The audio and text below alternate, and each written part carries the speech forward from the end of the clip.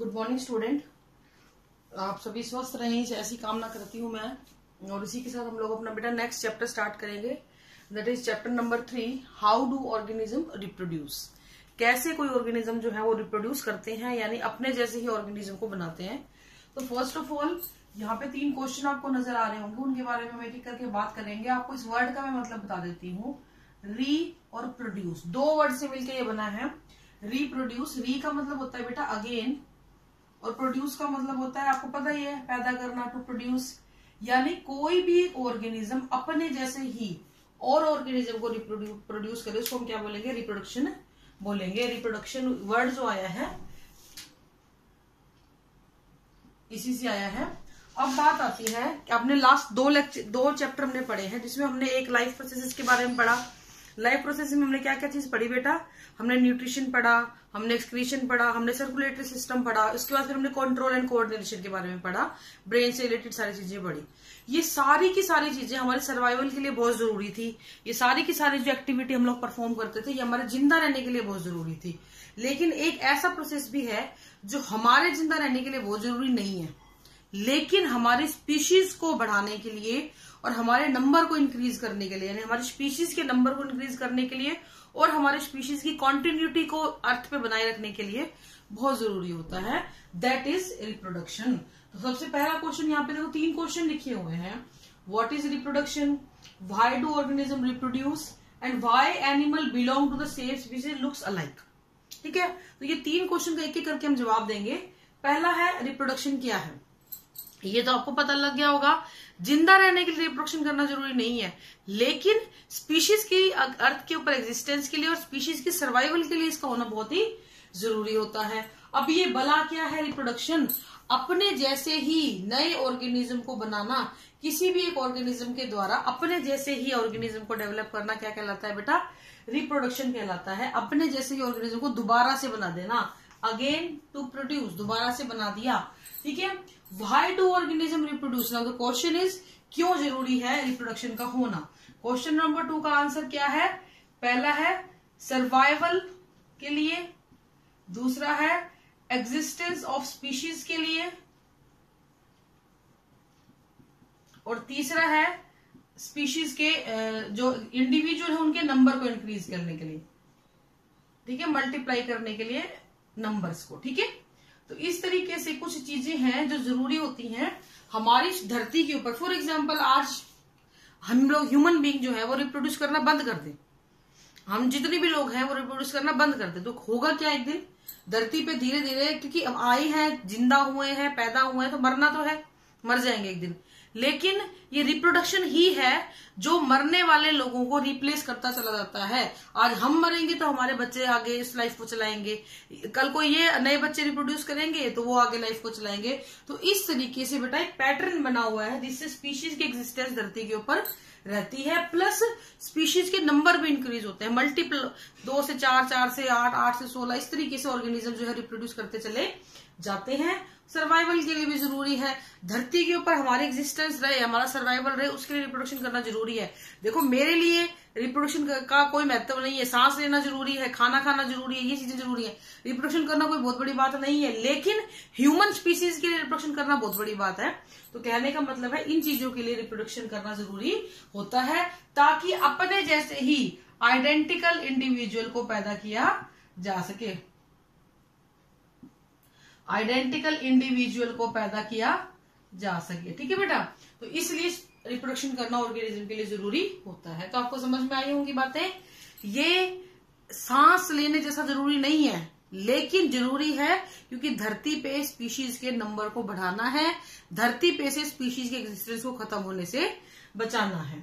Now the third question, why animal belong to the same species look alike. एक जैसे क्यों दिखते हैं? देखो, आप और मैं, कहने को आप मतलब हम लोग एक जैसे ही हैं, 2 हाथ, 2 पैर, 1 नाक, 2 आंख, almost similar, we all are human. Dog की बात करें, कैट की बात करें, तो कहने का मतलब सेम स्पीशीज के, जैसे हम लोग सभी सेम स्पीशीज के हैं, जितनी भी बिल्लियां हैं वो सेम स्पीशीज के हैं, जितने भी डॉग्स हैं वो सेम स्पीशीज के हैं। तो वो सारे एक जैसे क्यों दिखते हैं? ऐसा क्या हो गया कि वो एक जैसे दिखते हैं? क्या मशीनरी काम करी वहां पे बेटा? वहां पे काम करी डीएनए की कॉपिंग, या फिर इसको आप बोल सकते हो डीएनए रेप्लिकेशन। डीएनए का जो रेप्लिकेशन था इस प्रोसेस की वजह से, देखो रेप्लिकेशन वर्ड जो है ना ये किससे आया है, रेप्लिका। और रेप्लिका का मतलब हिंदी में मैं आपको बता दूं नकल। नकल क्या होती है, एक बच्चे ने एक लाइन लिखी, यूं को यूं आपने उतार दी, नकल। तो ऐसे ही एक पेरेंट के पास कोई इंफॉर्मेशन है, वो यूं के यूं उसके बच्चों के पास चली गई, होगी ना नकल। तो इसीलिए इस चीज को हम क्या बोलते हैं, रिप्रोडक्शन। और रिप्रोडक्शन करने के लिए किसी भी सेल के अंदर मिलने वाला जो डीएनए होता है ना बेटा, वो अपनी कॉपीज बनाता है, बहुत सारी डीएनए की कॉपीज बनेंगी और उन कॉपीज को डिस्ट्रीब्यूट कर दिया जाएगा नए ऑर्गेनिजम्स के अंदर। तो इस तरीके से नया ऑर्गेनिज्म डेवलप होता है। तो ये बहुत ही इंपॉर्टेंट चीज होती है। Now the question is DNA है क्या बोला। अगर आपने 9th क्लास में क्रोमोसोम अगर आपको ध्यान हो तो मैंने एक डायग्राम बनाया था क्रोमोसोम का आपको, है ना। क्रोमोसोम किससे बने होते हैं बेटा, डीएनए से बने होते हैं। ये इंफॉर्मेशन लिए होते हैं एक इंसान की। मेरी जितनी भी इंफॉर्मेशन है, मेरा रंग रूप स्वभाव, आपकी जितनी भी इंफॉर्मेशन है वो सारी की सारी आपके अंदर स्टोर की हुई है। और वो स्टोर किसने कर रखी है, डीएनए ने कर रखी है। तो डीएनए सारी इंफॉर्मेशन को अपने पास स्टोर करके रखेगा और उस सारी इंफॉर्मेशन को आगे से आगे क्रोमोसोम अगली जनरेशन के अंदर लेकर चला जाएगा। तो डीएनए का रेप्लिकेशन होगा, वो अपनी कॉपीज बनाएगा और फिर अपनी इंडिविजुअल ऑर्गेनिज्म को पास ऑन करता चला जाएगा। इसीलिए सेम स्पीशीज के ऑर्गेनिज्म एक जैसे दिखाई देते हैं, क्योंकि उनका एक पर्टिकुलर ब्लूप्रिंट है। ब्लूप्रिंट का मतलब क्या, कभी सुना है कुत्ते के डॉग ने कैट पैदा कर दी या ह्यूमन ने डॉग पैदा कर दिया, नहीं। क्योंकि हमारा एक जेनेटिक मेकअप है, हमारा एक जेनेटिक ब्लूप्रिंट हमारे अंदर पड़ा है, हर एक सेल के अंदर पड़ा है डीएनए की फॉर्म में। और उसकी वजह से क्या होता है, हम अपने जैसे ही ऑर्गेनिज्म को डेवलप करते हैं।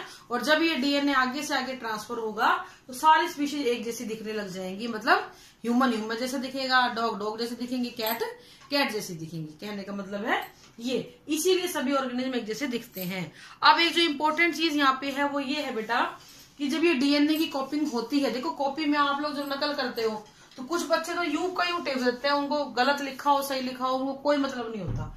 तो ये लेकिन यहाँ पे जब डीएनए की कॉपी होती है तो कई बार वो बिल्कुल सेम भी हो सकती है, आइडेंटिकल, और कई बार वो थोड़ी सी डिफरेंट भी हो सकती है, थोड़ी सी अलग भी हो सकती है। देखो दोनों का फायदा है, सेम टू सेम रहेगा तो पेरेंट के जैसा दिखेगा, डिफरेंट हो जाएगा तो भी फायदा है। क्योंकि अगर डीएनए की कॉपी के टाइम पे डिफरेंस आता है तो उसकी वजह से आता है बेटा वेरिएशन। और ये बहुत इंपॉर्टेंट चीज है किसी भी चीज के लिए, वेरिएशन। क्या मतलब हुआ इसका, देखिए जरा। फॉर एग्जाम्पल आप किसी नई जगह पर गए, ऐसी जगह पे जहां पे आप पहले कभी नहीं गए थे, वहां का आचार विचार, माहौल, खान पान सब कुछ अलग है। अगर आप उस हिसाब से अपने आप को नहीं बदल पाए, उस माहौल के हिसाब से अपने आप को नहीं बदल पाए, तो क्या आपकी सर्वाइवल पॉसिबल है, नहीं, आप भाग आओगे वहां से।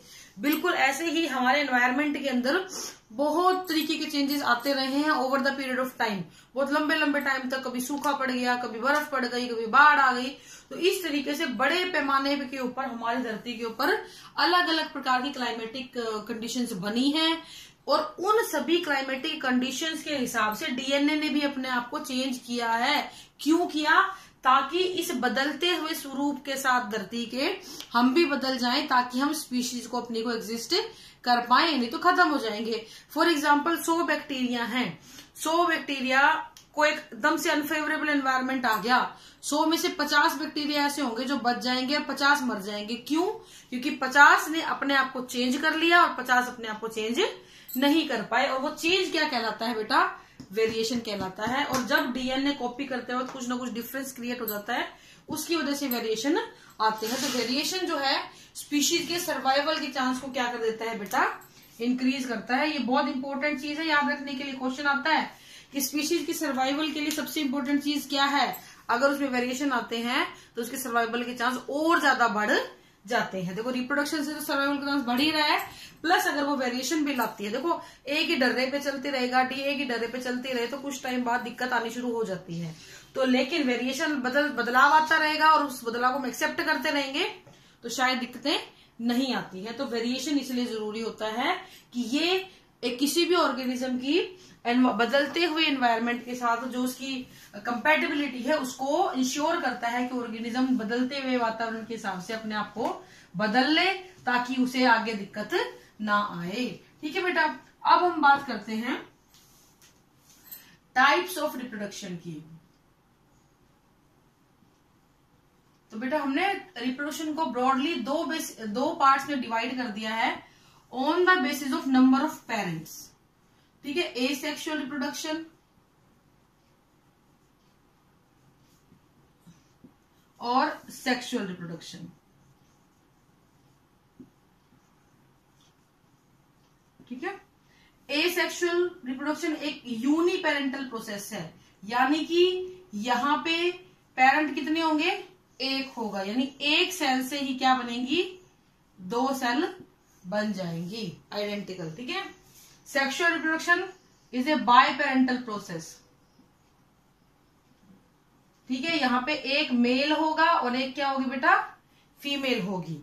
तो ये एक मोटा सा बहुत ही बड़ा डिफरेंस है, बहुत छोटे छोटे डिफरेंस में बाद में लिखूंगी, बट स्टिल अभी फिलहाल के लिए ये चीज देखिए, हमने दो हिस्सों में बांट दिया, एसेक्सुअल और सेक्सुअल रिप्रोडक्शन, यूनिपेरेंटल प्रोसेस और biparental process. Now the question is, इसके कितने टाइप होते हैं, इसकी हम बात करेंगे, क्योंकि हमारा अगला टॉपिक यही रहेगा। आज मैं इसका फ्लो चार्ट बना देती हूँ, कल इनको एक करके एक्सप्लेन करेंगे। तो सबसे पहले आपको यही ध्यान रखना है, एसेक्सुअल रिप्रोडक्शन क्या होता है, a type of reproduction in which only one parent is involve, a single parental process, एक ही पेरेंट इन्वॉल्व यहाँ पे होगा। इसके एग्जाम, इसमें टाइप होते हैं बेटा इसके भी, fission, budding,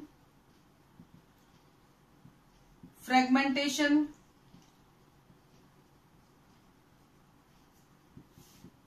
spore formation,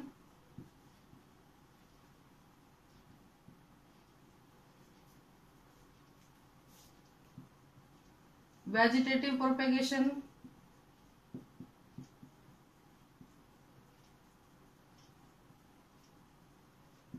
and regeneration.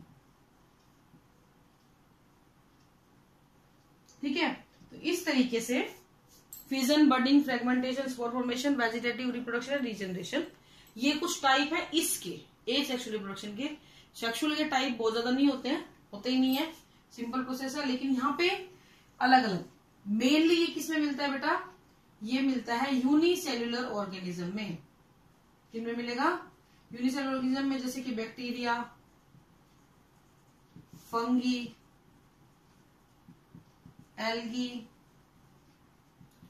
Blue green algae, etcetera. ठीक है, तो कल इसकी हम बात करेंगे। आज के लिए इतना ही बेटा, thank you, have a nice day.